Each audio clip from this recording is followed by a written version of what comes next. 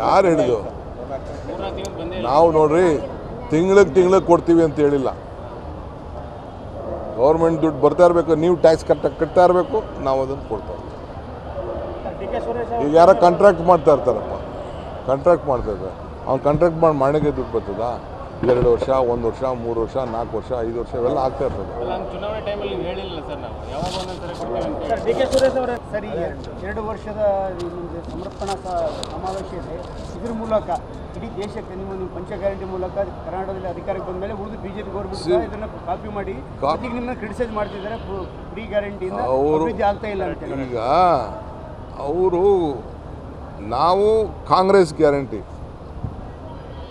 ಅವರು ಮೋದಿ ಗ್ಯಾರಂಟಿ ಮಾಡಿದ್ರು, B J P guarantee ಮಾಡಲಿಲ್ಲ. ಅವರು ಮೋದಿ ಗ್ಯಾರಂಟಿ ಕೊಟ್ಟು ಅವರು ಎಲ್ಲ ಸ್ಟೇಟಲ್ಲೂ ಶುರು ಮಾಡಿದ್ರು.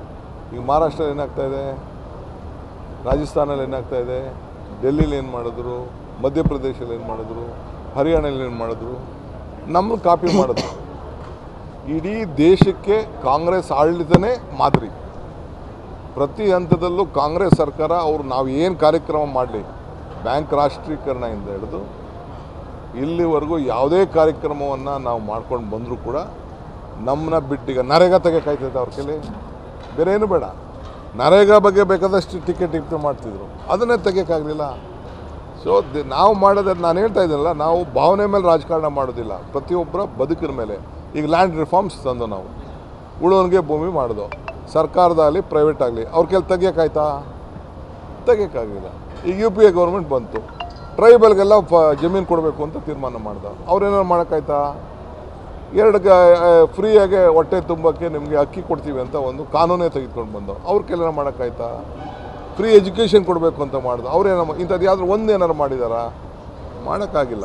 ಟೀಕೆ ಮಾಡ್ತಾರೆ, ಟೀಕೆ ಮಾಡೋರನ್ನ ನಾವು ಬೇಜಾರು ಮಾಡ್ಕೊಳ್ಳಲ್ಲ. ಟೀಕೆಗಳು ಸಾಯ್ತವೆ, ನಮ್ಮ ಕೆಲಸಗಳು ಉಳಿತವೆ.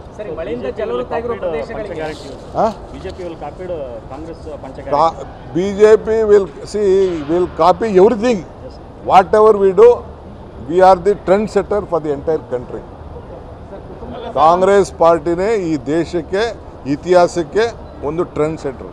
ಕಾಂಗ್ರೆಸ್ ಪಾರ್ಟಿ ಕೊಟ್ಟಂಥ ಪ್ರಜಾಪ್ರಭುತ್ವದಲ್ಲೇ ಅವ್ರು ರಾಜಕಾರಣ ಮಾಡ್ತಾ ಇರೋದು. ರೇವಂತ್ ರೆಡ್ಡಿ ಅವರು ಹಾಗೆ ಆ ಸ್ಟೇಟ್ಮೆಂಟ್ ಯಾಕೆ ಕೊಟ್ಟರು ಸರ್? ಎಂತ ನೋಡ್ರಿ, ಅವರ ಫೈನಾನ್ಸು, ಅವ್ರ ಸ್ಟೇಟು, ಅವ್ರ ಕತೆ, ಹಿಂದೆ ರಾಜ್ಯ ಆಗಿದ್ದಂಥ ಹಾಳಾಗಿದ್ದ ಬಗ್ಗೆ ಅವರೇನೋ ಬಗ್ಗೆ ಅವರ ಮಾತಾಡಿರ್ಬೋದು. ನಮ್ಮ ಸ್ಟೇಟಲ್ಲಿ 4,09,000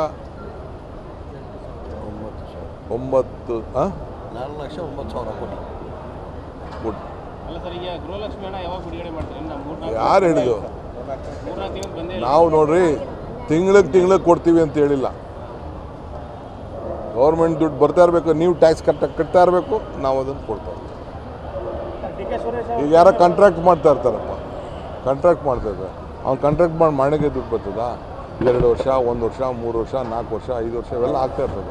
ಚುನಾವಣೆ ಟೈಮಲ್ಲಿ ಹೇಳಿಲ್ಲ ಸರ್, ನಾವು ಯಾವಾಗ ಒಂದೊಂದ್ಸರಿ ಕೊಡ್ತೀವಿ ಅಂತ. ಡಿ ಕೆ ಸುರೇಶ್ ಅವರನ್ನು ಅಧ್ಯಕ್ಷರಾಗ್ತಾರೆ.